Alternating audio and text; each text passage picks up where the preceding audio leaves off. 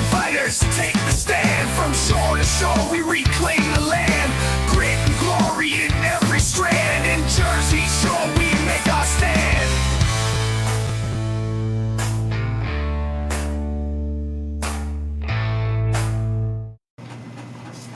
Hello everyone and welcome back to another episode of the Jersey Shore podcast. That is Jersey Shore, S-U-R-E, because we are always sure. Brought to you by the Great America's Pulse Network. Bear with me tonight, guys. I am a little groggy. I just came out of anesthesia because I had an endoscopy not done a few hours ago. But we have a very special guest that I want to make sure that we did a show for tonight because it's very important that he's on. And we'll talk about a few other things. But we have breaking news. And before I'll just play the clip first. Let's roll the clip and then we'll talk about it.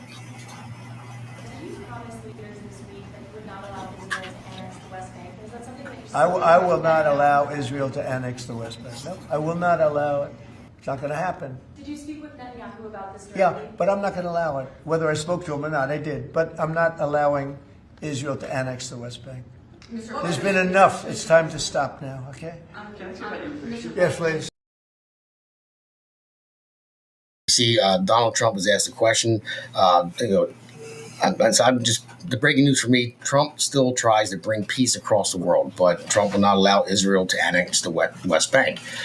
So I don't know if that's a good thing or a bad thing. See, for me, I especially after October 7th, I side with Israel. I know all the conflict that's going over there, but I am on the side of life. So I don't know.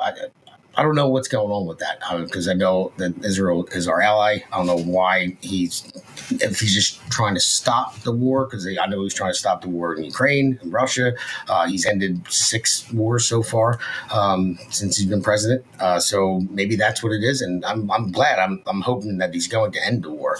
But I'm just curious if it's a good thing or a bad thing if we don't get the hostages back or what the deal is. But I'll leave that up to the listeners out there. You guys tell me later on, what you think about it. Is your opinion.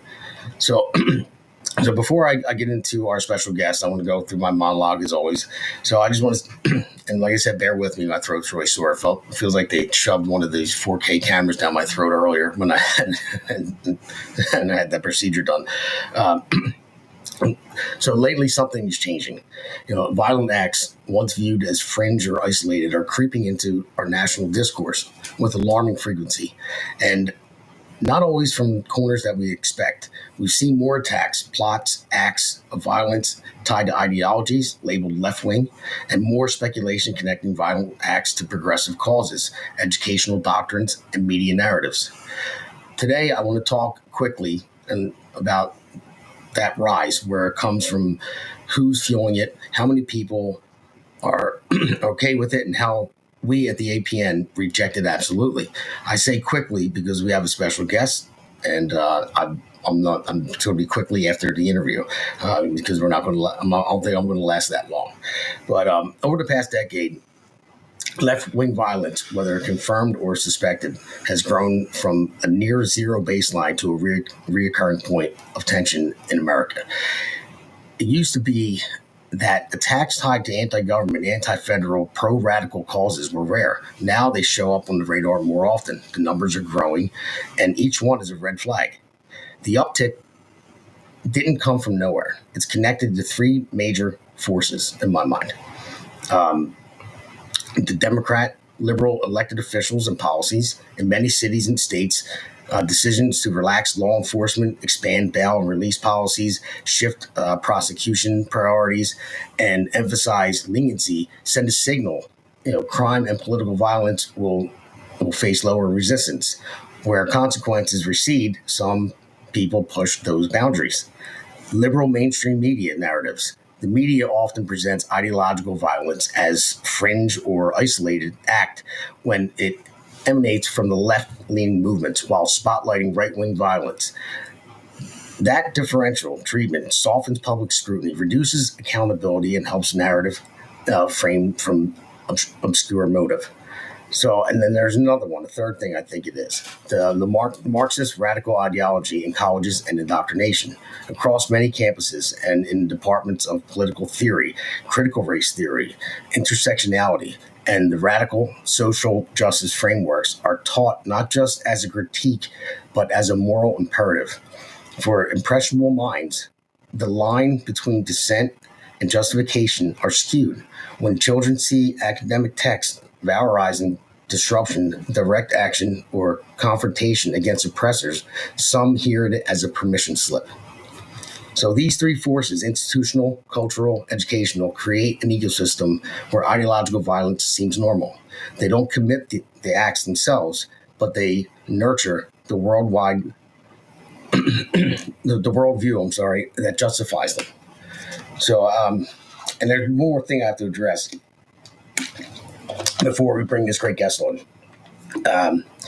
So this is something that on the home front. So I want to be clear, that the APN does not condone violence, not on air, not off air, not by guests, not by staff. We are human. Emotions get high, disagreements get heated. But professionalism, respect, and sanctity of conversation must remain our guardrails. Last week on the Pulse, something crossed the line. Intent may not have been malicious, but the remark made veered towards language that threatened harm. This is not who we are. I regret that it happened. On behalf of this network, I apologize to you, our listeners, and our guests. I promise you we will never allow that to happen again. In the words of Charlie Kirk, without conversation, you get violence.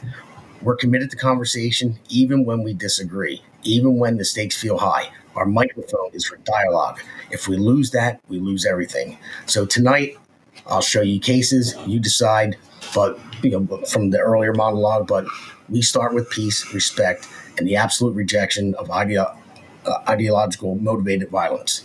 And the line we draw, we will never cross it again. Thank you for being here and demanding better. So with me doing this podcast tonight after this procedure, I'm sorry for my voice. I apologize.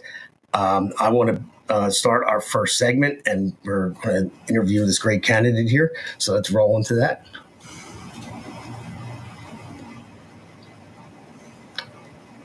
Now that right there, you got Mary Wood, David Aber, and we have David Aber. Aber is the candidate today, but they're all five people that are running for council. Martin, he was supposed to be on Monday, but again, we try our best. He had some technical issues at home with his Wi-Fi, and it didn't work. We were trying to bring him in remotely, but that's what we deal with technical difficulties. I mean, my great producer here, he took all of his equipment out to California on his vacation, and it just shows how hard we work here on the APN and all of our podcasts. Like, everyone has a full-time job. Everybody prepares for these shows. They take things on vacation with them. My producer, he's got I'm not going to say how much money the equipment is in here, and he had to scramble to put it all back together. I'm doing this after I was under anesthesia just a few hours ago, and all of our other podcasters, the same thing. I mean, you have Seth would have almost lost his foot, and he's still podcasting. I mean, we do it because we care, and then it puts a lot of stuff on all of us, and but that's what we're about on the APN. So let's introduce David Aber.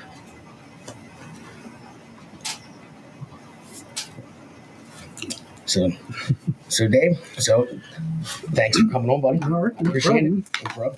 But so I want to add, I'll start off with some interviews, man, with some questions. Interview. I've known you for a little while now. I know you've been involved with a lot of different things in politics. I've seen you door knocking for people, trying to get the right people elected. So, but first, let's can you tell the listeners a little about yourself and your background, like outside of politics? All right. 43 years old. I'm a third generation resident of Deptford. I graduated 2000 from Deptford High School. I have a 17-year-old son who loves playing guitar. He's a great guitar player too. I'll tell you. Nice. And he just started like about a year ago, and he's already blown through like Metallica riffs and stuff like that. Like, it's nothing. It's crazy. Really proud of him. Let's see what else. I'm a military brat. My dad was in the Navy. we moved all across this country, and we ended up settling back here in his home in Deptford back in 1999. And ever since then, my life has been rooted here in Deptford. Okay. All right. Nice. And I know you are. You're in the union as well, right? I am, yes. I'm in a laborers union, local 172. Yeah, I'm carpenters union. So no, that's good. And this one, I didn't even think about this question before, but to ask you, but I noticed that the rank and file men and women in the unions now. Now I know our leadership, they'll usually push Democrat, but you're seeing more and more rank and file members of the unions that are voting Republican. Yes. Do you see that? Yeah, definitely. People I talk to at work all the time, they were they were highly supportive of Trump this last time around. A couple here and there who were still holding out, the towing the party line or whatever. But there's a lot of them that were supporters of Trump, and myself, and they find out that I'm actually running for a committee or town council spot. Yeah. So it's funny. And Butch, if you're watching, I still love you, buddy. Even though I can never break him. He'll never switch. He's Democrat through and through. So thanks, Butch. There's nothing wrong with that. I mean, I know. He's a great guy, but that's the whole point. And that's a good thing to look at too. Like we work together. I like him. He's a good friend, but he just won't come on to the other side because he hates the orange man, and that's what it is. And it's his prerogative, but we can still talk about it and get along and work and still go to lunch and eat lunch together and all that stuff. It's always nice to have a conversation about, either side coming together and you can find the common ground. I like having conversations like that. Yeah. I wish I could get a Democrat on this show. Nobody will come on. Good luck with that. I know. I tried on my radio. I try to get them on my radio show. Once in a while I'll get a Democrat that calls in the radio show and they just completely lose their mind and you can't even talk to them. But I'll ask them a question. They just go off and I'm like, well, are you going to let me answer your question? And they just won't do it. And they wind up hanging up. So, but yeah, so I want to ask you, all right, let's get back to the question. So, what motivated you to step up and run for office in Deptford now? You're already on committee and then you run for council. Yeah, I'm the county committee already. I'm running for a Deptford council. This is my third go round running for Deptford council. It all started back in, I think it was, 2020. It was during the 2020 election. My son was having questions about how does the political process work. He was trying to understand it. So I ended up seeing on a Facebook post that my local the Republican Club was having a meeting, and I was like, this is a great chance to let him see firsthand about how things work. Just so happened that Jack Chivarelli was actually at the first meeting that I attended. Okay. He's a great guy. I've met him a couple times. I encourage you to go out and vote for him. Yes, definitely, for sure. We don't need Mikey Sherrill. But yeah, it was definitely, it was an opportunity to have him see firsthand how everything, how it all works, from the door knocking, getting on the ballot, everything you need to do. It was a great learning experience instead of just a textbook, responsive to the question. Yeah, that's cool. I see you everywhere when elections are. You're out there door knocking for everybody, trying to get the right people elected, being involved, and that's great.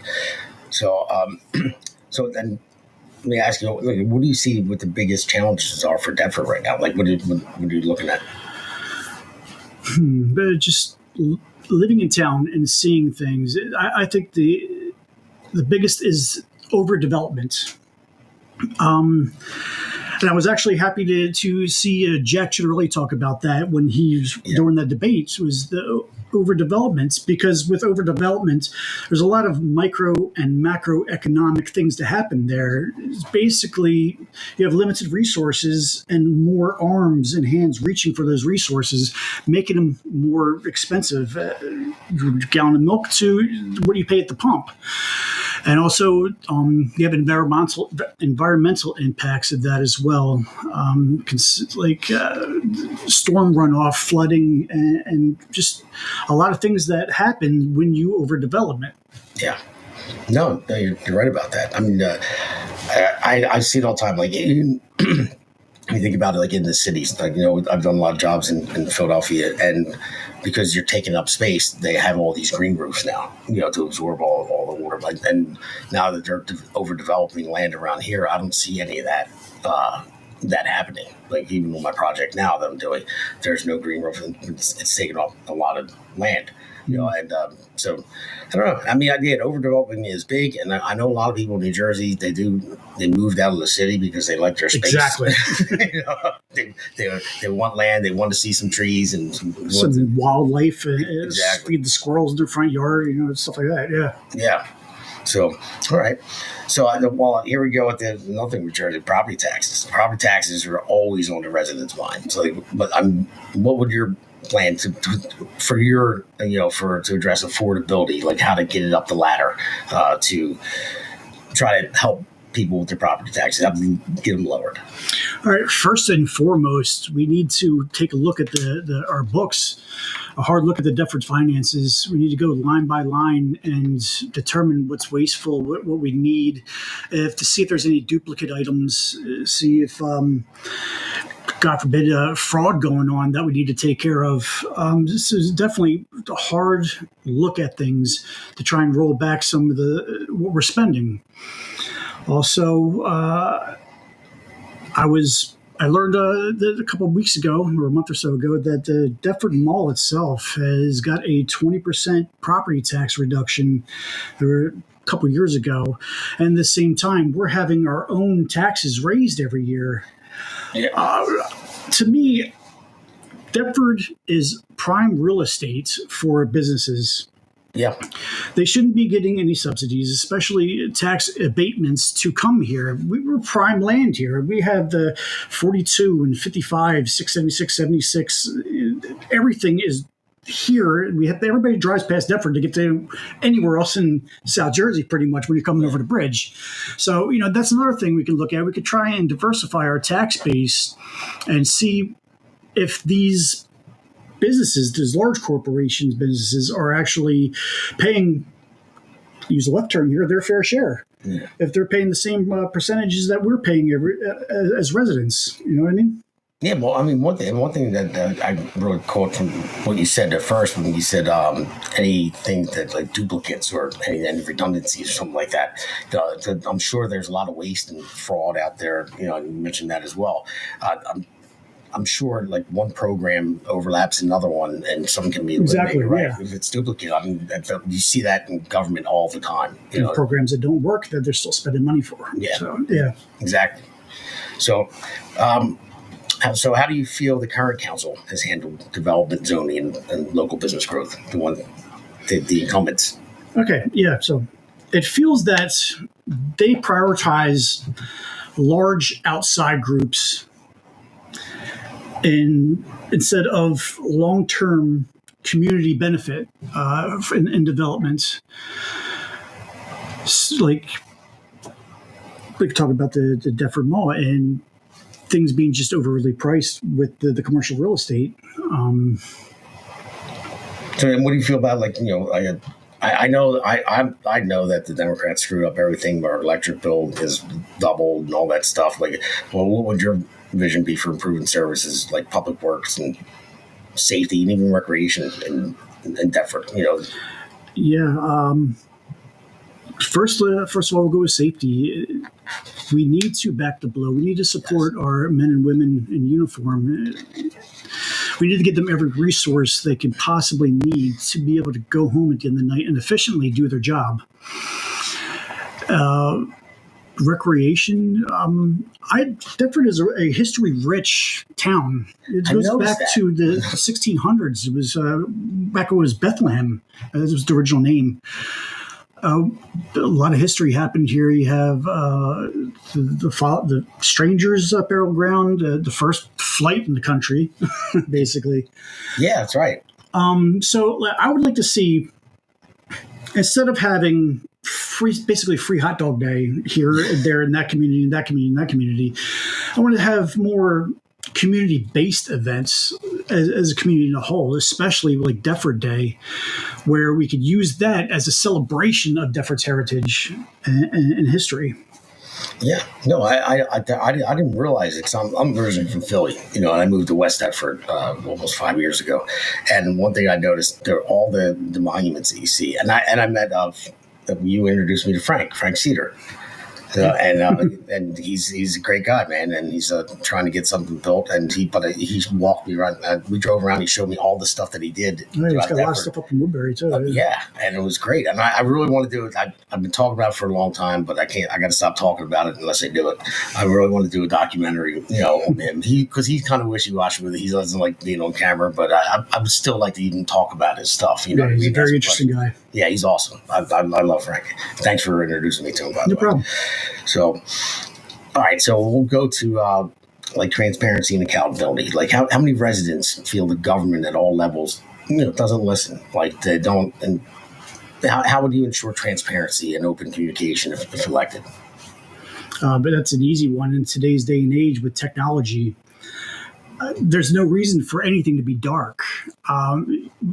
With access to Facebook and YouTube, X, even there should be an open dialogue without any barriers. You shouldn't have to go and you shouldn't even have to go and have to file an Oprah request to find out what's going on with your taxpayers' money. I mean, everything should be out in the open and transparent. So that leads me to the next one. Would you support measures like live streaming council meetings, publishing, spending details in town halls? Well, I know town halls are done already, but something like we're doing here on the podcast, but live streaming the council meetings. Oh, absolutely. That is actually something I've been advocating and running on in past elections. Is that we should have live stream through all the media purposes, so people can access what's going on with the decision making and how our money's being spent. I mean, we all work hard for our money, and we don't want it squandered without any real bang for a buck.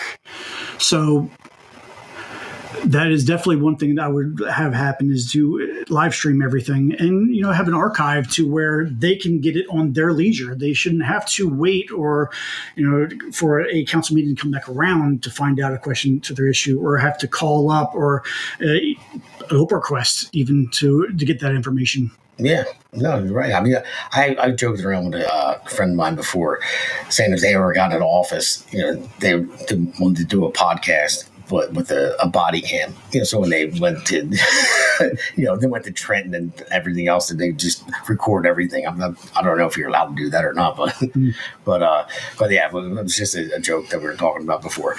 So that's why I asked that question. So Republican candidates, I do, and most Republican candidates all talk about smaller government. So a more efficient government. How does that translate to town councils?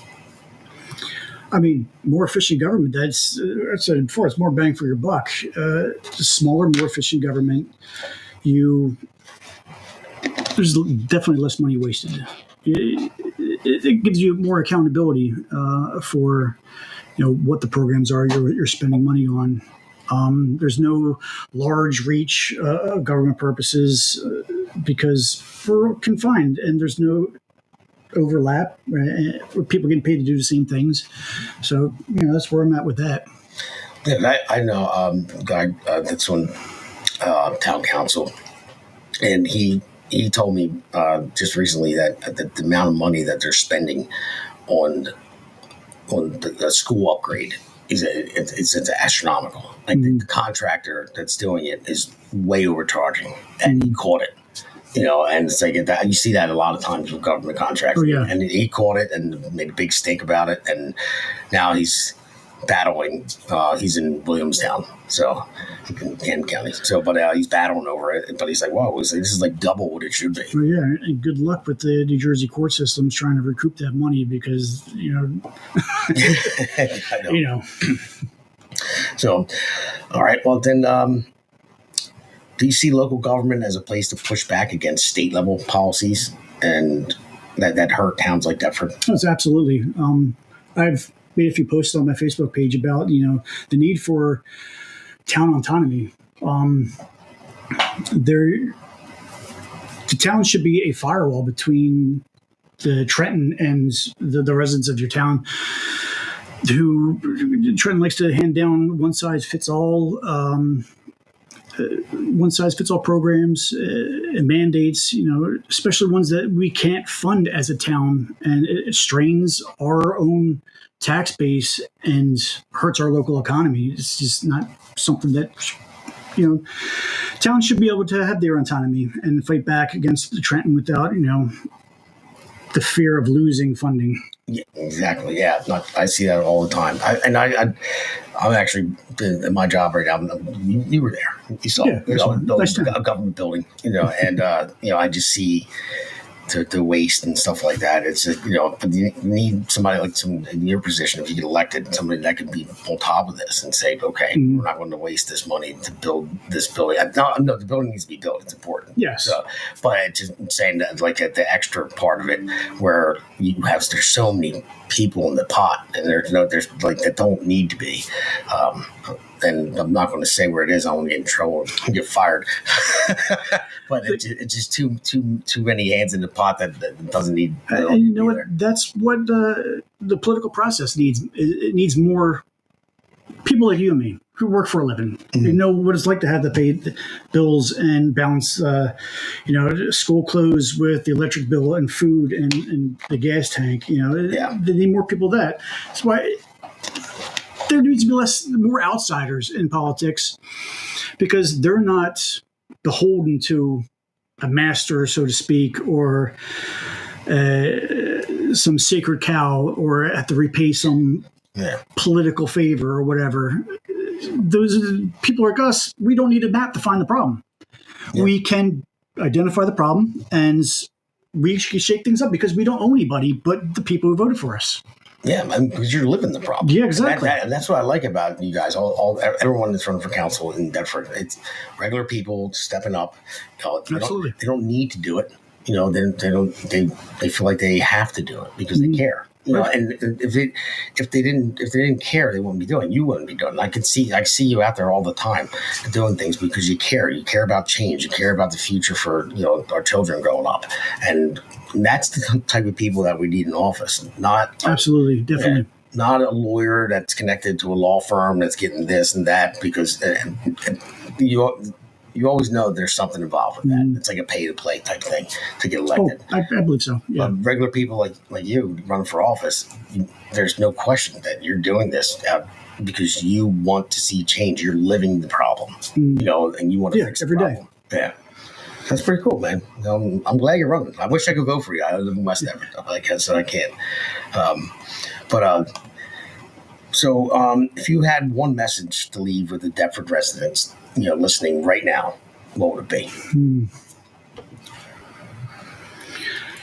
Message I would leave the Deptford residents is that we need change in Deptford.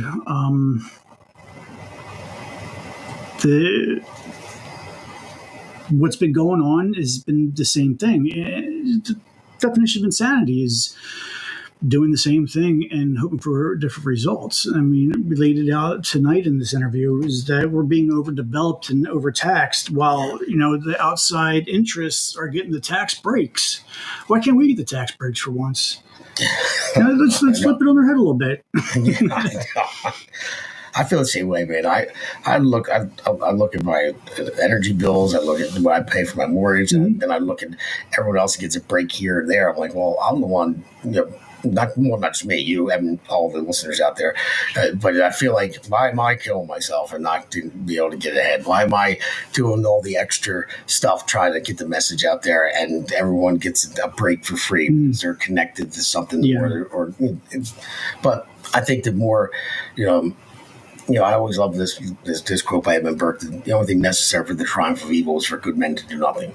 So the more good men like you step up and try to change things, the better the off we're going to be. Mm-hmm. So, and I commend you for that, man. Thank you. Thank you. But all right, guys. So we're going to take a break, and then the next two segments are going to be very quick. I might just wrap it up in one segment and just talk about it because I'm a little loopy still from the from the anesthesia. I've been there. I've had that done too. My throat's killing me. But yeah, let's take a quick break. Welcome to America's Pulse Network. This is APN's very own White House correspondent, Alexandra Levine. This is so amazing and miraculous. We've never had a president in the history of our nation doing this. And we hope to God that he continues doing this forever and ever. Thank you. God bless you, everybody. And God bless President Trump. And God bless you. Hello, everyone. This is Alexandra Levine with the America's Pulse Network. I am the White House correspondent right here in the heart of D.C. as President Trump is celebrating 250 years of America and the military. Subscribe and follow America's Pulse Network on the above social medias.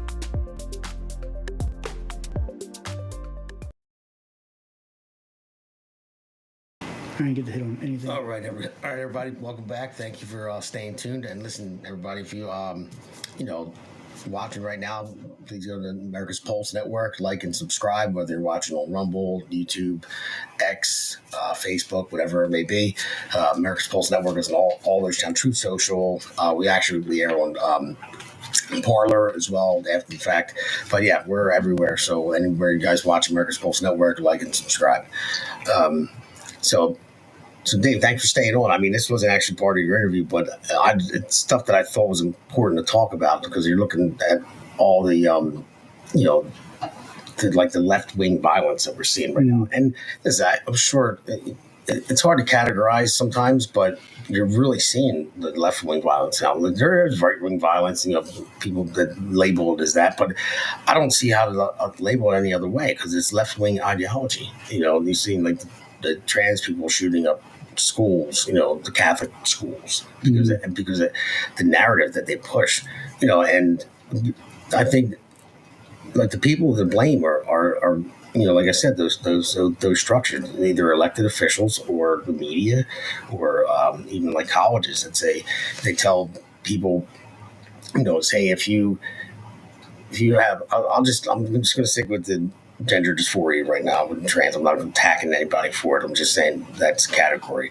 But if somebody has gender dysphoria, it's a problem. It's like a mental health issue. If you're a man and you think you're a woman, I mean, then that's what it's labeled as in the DSM-5. But if you tell them that that someone that's saying men are men and women are women, and like men can't play in women's sports and all that. And I think that like the media and even our elected officials, they tell them that, hey, they're telling you don't exist. They're killing your soul, and they just put them down. So and make them think like they're trying to be erased. And if you embrace like a dysphoria like that, and then tell them that anyone on the right is telling them that men are men and women are women, it makes them feel like, okay, it's okay for me to go shoot somebody, because of what they say, like Charlie Kirk, and I just think, the rhetoric that gets through out there, I mean, you're allowed to say what you want. I mean, even hate speech is protected, under the Constitution. Yeah, to a certain degree. Yeah, so it is, you'd say what you want, as long as you don't incite violence from your hate speech. Yeah, pretty much. Yeah. But you could say, I could say I hate somebody. I don't hate anybody. But it's just when you have deranged individuals hearing this rhetoric over and over again, especially by your elected officials, then I think that gives deranged people, permission slip. I mean, yeah, that's definitely, the rhetoric from leadership is important. There's a lot of people out there who follow their elected officials like their parents in a way, like they're superior or whatever, and do what they say. I mean, there's a lot of people out there like that, and It's dangerous. And they should be ashamed of themselves because they know that their campaigns, I mean, all politicians' campaigns are based upon taking advantage of those people who are easily influenced, in my opinion. Yeah, no, you're right. I mean, just look at the Dallas, ICE rooftop shooting, that just happened the other day. You have politicians out there saying they're disappearing people. They're they're masked people that are they're like calling them Nazis or whatever the hell they're calling them, the Gestapo, and they're just jumping out of the vans and masking. They're just disappearing people. And I mean, they say those words that they're disappearing people. No, they're grabbing them. They're doing their job and grabbing illegals that broke our laws by coming here illegally, and they're deporting them. And they wouldn't have to wear masks if they weren't being threatened with their lives. I mean, they're wearing the mask to protect their autonomy, their anonymity, to protect their families. Exactly. I mean, like, there are some people out there who are sick individuals and would go after somebody's family. I mean, I don't condone the violence. It's not what we should be having in this country. We need to be more like what Charlie Kirk was saying. I was never really a big fan of Charlie Kirk, but I respected what he did, what he stood for, and what he wanted to do. He wanted to bring a dialogue. Yeah. Right now, there's too much of them versus us, and we need to get back to the middle, back to being neighbors and being, friends, families, one another, to lean on each other. I mean, there's always going to be disagreements. Yeah. We still have disagreements as gentlemen. Yeah, exactly. And that's a thing I think is really hurting this country big time, because if you have a disagreement with somebody, then fine, you're allowed to disagree. But you can't turn it into violence. And that with this ICE shooting too, like you hear, the news media talking about it all the time, and they say they're disappearing, like I said, disappearing people. Then when the thing is, when you look, and I hate to even categorize it right or left, but it's just a fact, look at multiple surveys that show Democrats and left-leaning Americans are twice as likely as Republicans to say that political violence can be sometimes justified. That's a lot, twice as many, even people that are on the right that are half as many shouldn't be saying it either, But I'm just pointing to numbers, and it's more on the left, and that's just how the numbers are going right now. So I think that the Democrats and the left they're taking that stance, and they're doubling down on it. Mm-hmm. And I think it's a big problem for this country, because we should be together. We're all Americans. Yeah, it's like we have to, on both sides, condemn the extremes of our parties. That's the only way, because our parties are not the extremes of the parties. Yeah. I mean, that's usually what gets the most media play, but that's not really the case. There's for example, I saw this meme that was going around. Basically, it's a guy who's driving a car with a girl, and the girl says, "Oh, why are you so far right? Why are you so far extreme right?" He's like, "I'm the same guy I've been since 1990. The same views and everything. It's just the extremists of the party have just gotten so far apart. We need to come back together, man." No, you're right, and you're on the job sites all the time. So like there's times where two guys working. I've done it myself. Like if I'll get into a face-to-face screen match with somebody, because disagree about something, or like they messed something up, or they're not moving the job along. They're holding up my part of the job and it just. We're men, and things get fired up sometimes, and we'll be face-to-face arguing with each other. And then right afterwards, we're having lunch together. Yeah. It's, you disagree. I mean, you can take it up a notch, because of course, testosterone, gets you, you don't want to look bad in front of the rest of the guys and be yelling at each other. But I mean, for me, every time it happened on a job site with me, it was either that day or the next day, or sitting, going out to lunch and having a beer, grabbing a sandwich, whatever it is, and everything's cool. Yeah, that's the way I always saw it when I was growing up. I guess it's just the people I was around, for my parents' friends or whatever, growing up. It was, you could have a disagreement and then crack a beer afterwards. It's done. It's over with. Moving on. But things feel like there's such more high stakes with the rhetoric coming from on the both sides. I mean, I'm disappointed even on the Republican side and the Democrat side with the rhetoric. It needs to be toned down. Yeah, for sure. And I'll end with this because we're going to wrap it up soon because I'm about to fall asleep right now. Not because you're interesting. No, you're interesting. You're the one keeping me up. It's just from the procedure earlier. It's like we shouldn't be doing this. You can't even some families don't even get along with Thanksgiving anymore. Yeah. But I still have to point out the difference. If you look at the riots in 2020, the Summer of Love, and you look at what happened, with Charlie Kirk. Now, there was one side, everyone just destroyed everything. And they destroyed everything because it was a guy in George Floyd who wasn't even a good human being. Now, should he have died? No. Things have been handled better? Absolutely. But that's what happened. But he wasn't even a good man. I believe Charlie Kirk was a good man because of his faith in his family, believed in family. I didn't agree maybe with everything he said. Mm-hmm. But when he was killed and he had a big following, everyone prayed. Everyone got together. Yeah. And that was it. There was no hate. Even his wife, said she forgives the killer. I couldn't. I'll be honest with you. That won't be me. That whole thing was heartbreaking. I mean, I really wasn't a big follower of Charlie Kirk. I saw some videos here and there, but it was just in passing. But when I heard that happened to him, I was devastated. For some reason, I was in a daze for a couple of days afterwards. It really hit me hard.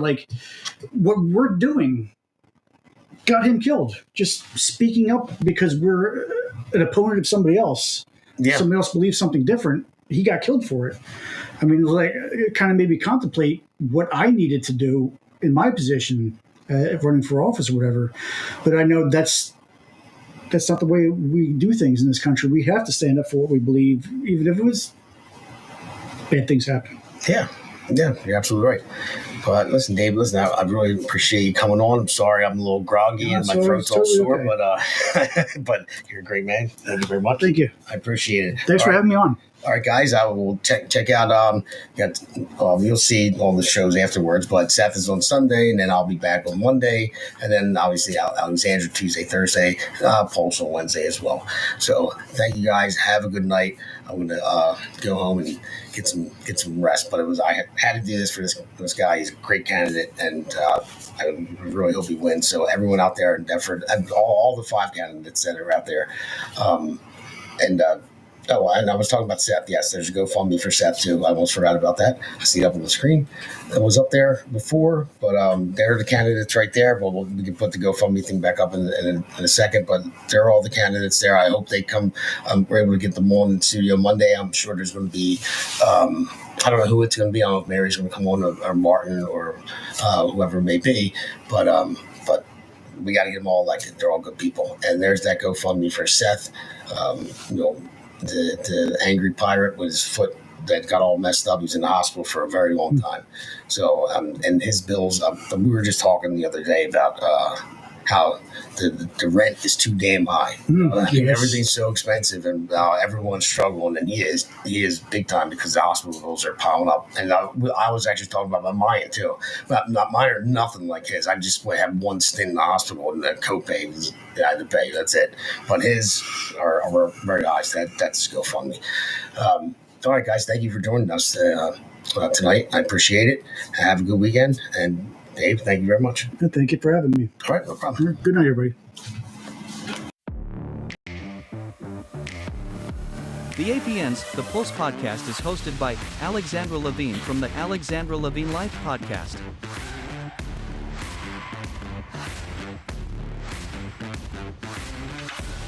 And Damon Galdo from the Jersey Shore podcast.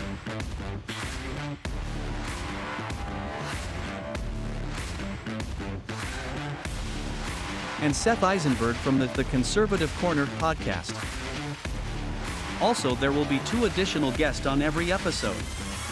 The Pulse is live every Wednesday at 8 p.m. Welcome to America's Pulse Network. This is APN's very own White House correspondent, Alexandra Levine. This is so amazing and miraculous. We've never had a president in the history of our nation doing this. And we hope to God that he continues doing this forever and ever. Thank you. God bless you, everybody. And God bless President Trump. And God bless you. Hello, everyone. is Sally Levy with the America's Pulse Network. I am the White House correspondent right here in the heart of D.C. as President Trump is celebrating 250 years of America and the military. Subscribe and follow America's Pulse Network on the above social medias. The Conservative Corner Podcast. Hoist the standard. Stand fast and sail with Captain Seth Eisenberg every Sunday at 7 p.m. Eastern. Yo, all hands, hoist the colors high. Heave ho, thieves and beggars, never shall we die.